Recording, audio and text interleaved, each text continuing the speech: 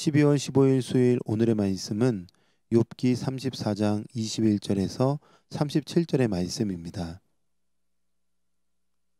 그는 사람의 길을 주목하시며 사람의 모든 걸음을 감찰하시나니 행악자는 숨을 만한 흑암이나 사망의 그늘이 없느니라. 하나님은 사람을 심판하시기에 오래 생각하실 것이 없으시니 세력 있는 자를 조사할 것 없이 꺾으시고 다른 사람을 세워 그를 대신하게 하시느니라. 그러므로 그는 그들의 행위를 아시고 그들을 밤 사이에 뒤집어 엎어 흩으시는도다.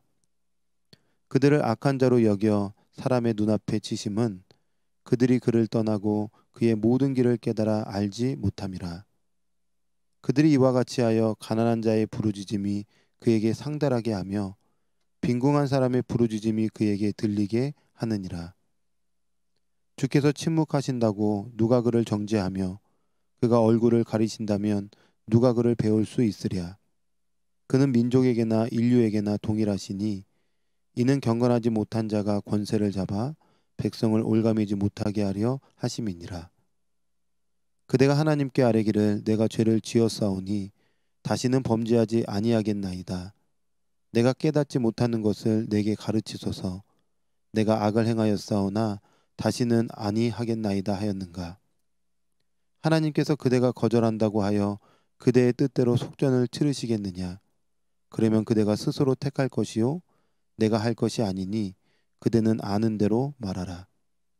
슬기로운 자와 내 말을 듣는 지혜 있는 사람은 반드시 내게 말하기를 욥이 무식하게 말하니 그의 말이 지혜롭지 못하도다 하리라.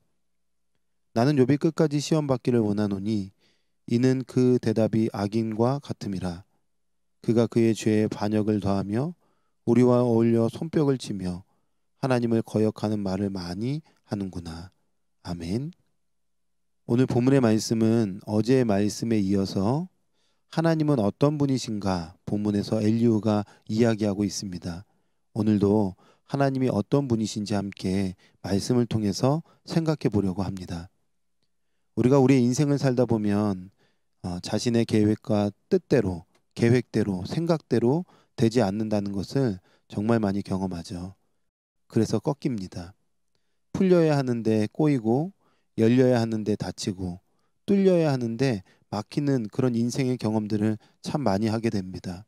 그래서 우리는 알게 되죠. 아, 내 뜻대로, 내 생각대로, 내 계획대로 되는 것이 아니구나. 꼬이고 닫히고 막힐 때 인간은 자신의 무력감을 경험하게 되죠.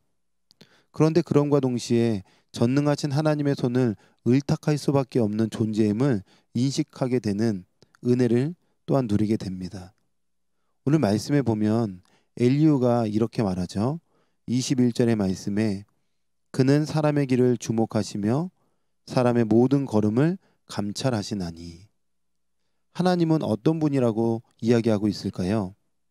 하나님은 모든 인생을 주목하시고 또 그의 인생의 걸음을 감찰하시는 분이시다라고 고백하고 있습니다. 다른 말로 말하면 하나님은 전지하신 분이시다. 모든 것을 알고 계시는 분이시다라고 고백하고 있는 것입니다. 지금 엘리후는 하나님 앞에서 행악자는 어디에도 숨지 못한다고 이야기합니다. 왜냐하면 하나님께서는 모든 것을 알고 계시기 때문입니다. 또한 하나님은 악한 자들을 밤사이에 뒤집어 흩으실 수도 있는 능력의 하나님이라고 이야기하고 있어요. 하나님의 침묵에 피조물인 인간이 하나님 왜 이러십니까? 왜 저러십니까? 라고 뭐라고 이야기할 수 있는 위치가 아닙니다. 하나님께서 우리에게 얼굴을 가리우신다고 해서 우리 인간이 또 뭐라고 할 수 있는 위치도 아니고 피조물인 인간이 하나님의 얼굴을 가리우시면 볼 수 없는 존재인 것이죠. 인간은 이렇게 전능자의 그늘 아래에 있으며 주님은 모든 사람을 감독하고 살피시는 분이라는 것을 알아야 한다는 것입니다.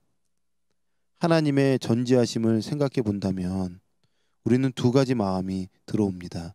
하나는 하나님께서 아심으로 두려움의 마음이 몰려오고 또 하나는 평안의 마음이 밀려옵니다.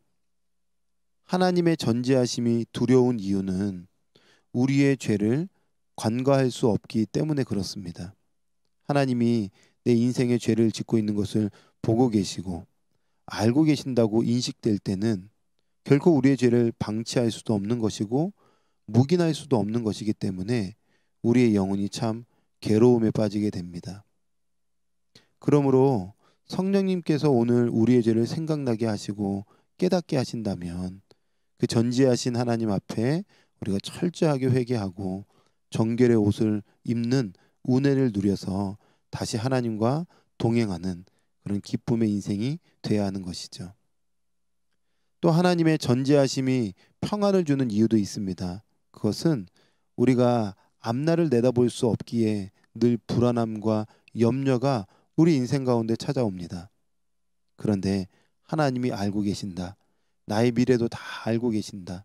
나의 형편도 다 알고 계신다는 그 하나님의 전지하심을 믿는다면 우리는 불안과 염려를 맡길 수 있죠. 모든 것을 아시는 주님께서 어찌 그의 자녀들을 고아처럼 내버려 두시겠습니까? 함께 해주시고 인도해 주시고 손잡아 주십니다.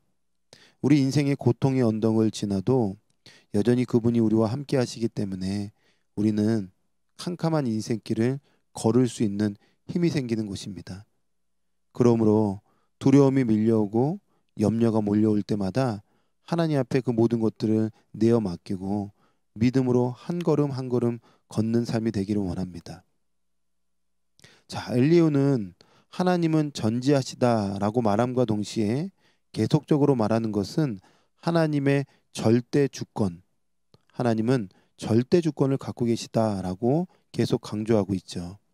그래서 29절의 말씀에 보니까 주께서 침묵하신다고 누가 그를 정죄하며 그가 얼굴을 가리우신다면 누가 그를 배울 수 있으랴.